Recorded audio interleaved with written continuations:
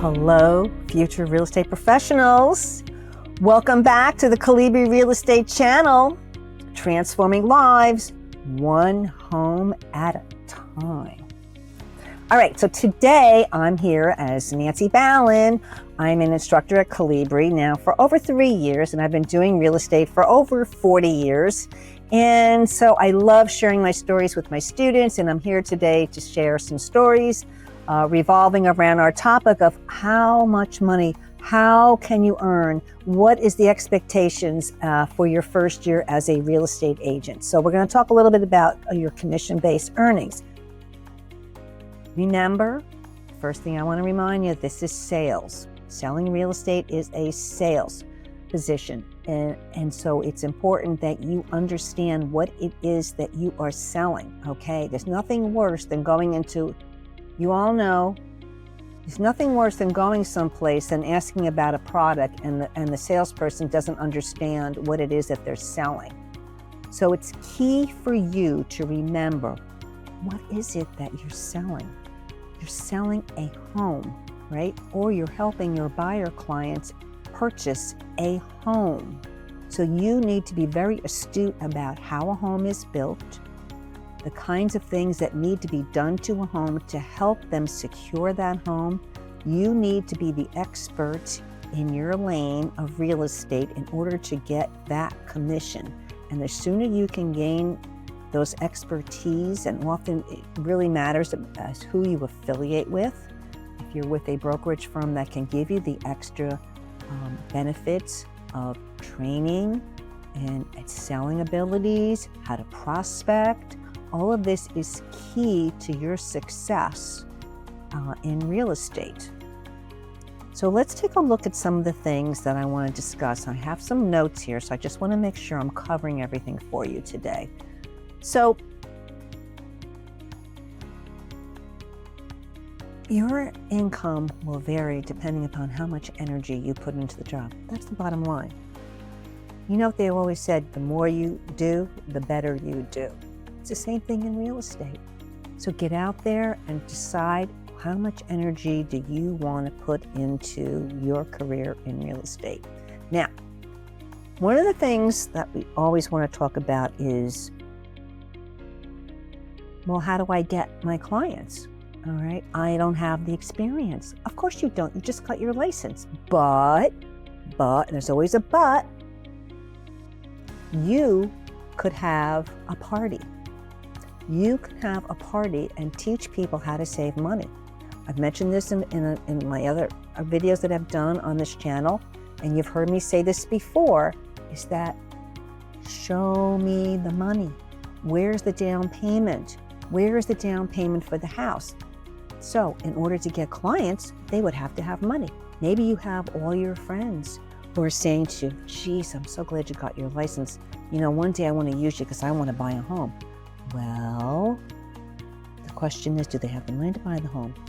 And oftentimes they're like, well, we haven't been really saving. Oh, this is where you will shine as a superstar, even though you just got your license, because you can have a party about how to save money. Yeah, how do you save money? You can bring in some experts that you know and talk about how to save money. If you don't feel comfortable talking about how to save money yourself, bring in some people and have a little party.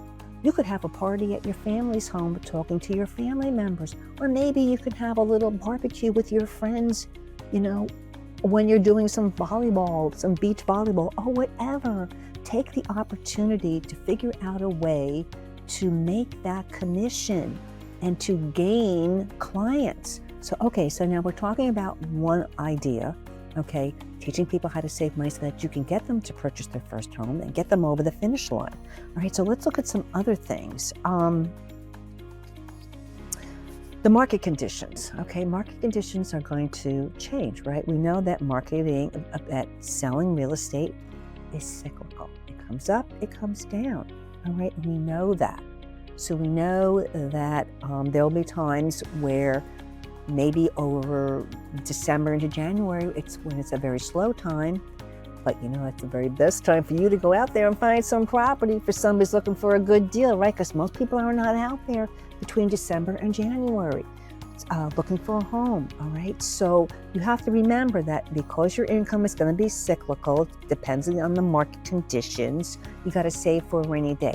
I have a lot of my students who say, you know what I do? I take any money from a rental and I put that in a separate little account. That's like my rainy day account. And I save that rental, income that I made for something special, But here's the thing, if you're coming into the business you've already got a form of profession that you're coming from, or maybe you're going to stay with that profession and you're going to use real estate as your side hustle. In any event, the key to sales of real estate is you have to have a feeder source. Where are you going to get your clients from? So maybe you want to consider that if you've been working as a massage therapist, maybe you want to get your clients that you're currently working with. And so maybe you want to keep the side hustle along with the full-time hustle, or maybe vice versa. But in any event, you need a feeder source in order to be able to get clients. So consider that. That's an important thing as well. Networking with people that maybe are not in your sphere could be a way to gain new clients, all right? And as I mentioned earlier, if you get in with a good brokerage firm, decide who you want to affiliate with. They also have resources and can often help you with leads. You might want to sign up for relocation and things of that sort. So sometimes people decide they want to go work for a team. I always say be careful what you wish for if you're with a team, because if you're the new man on the block, you may find that you're not getting great leads. Obviously, you lack the experience that the older seasoned agents have on that team.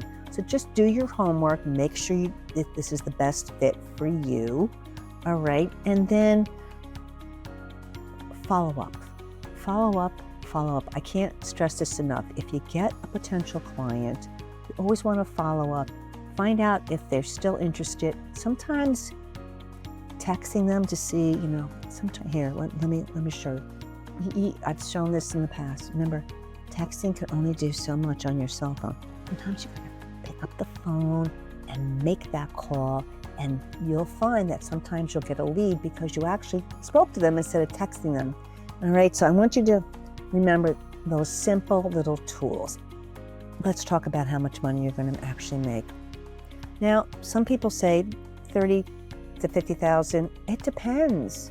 If you don't put in the time, you're not going to get the dime, all right? You've got to put the time in if you want to truly succeed in this business. And here's another little secret. You know how everybody says, oh, I love that town? So does everybody else. So everybody who loves that town, they want to be in that town too and sell real estate.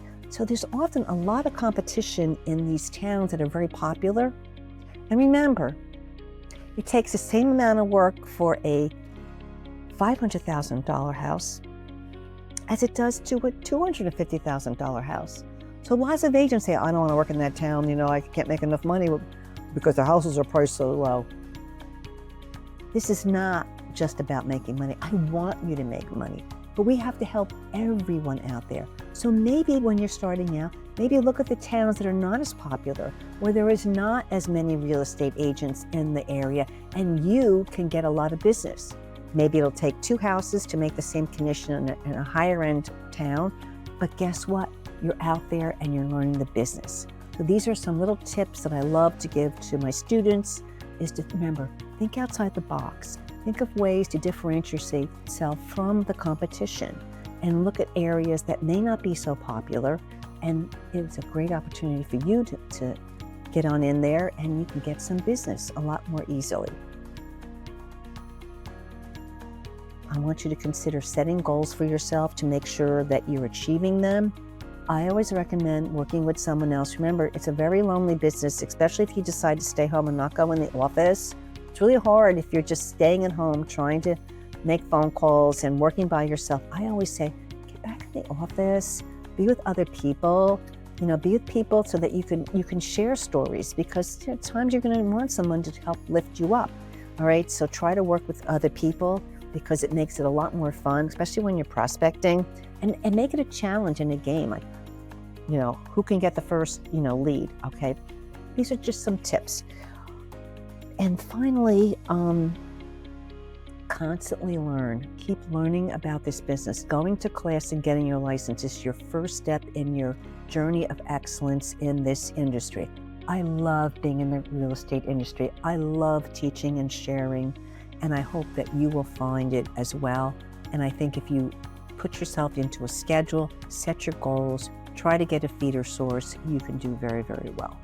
And on that note, I want to say, remember, your first year earnings as a real estate agent can vary based on several factors, but with the right strategies and dedication, you can achieve success. Now, I just want to say one more thing before I sign off. Thanks for watching. If you found this video helpful, don't forget to hit that like button and subscribe to the Colibri Real Estate channel for more real estate tips. All right. And in closing, good luck on your real estate journey. See you next time.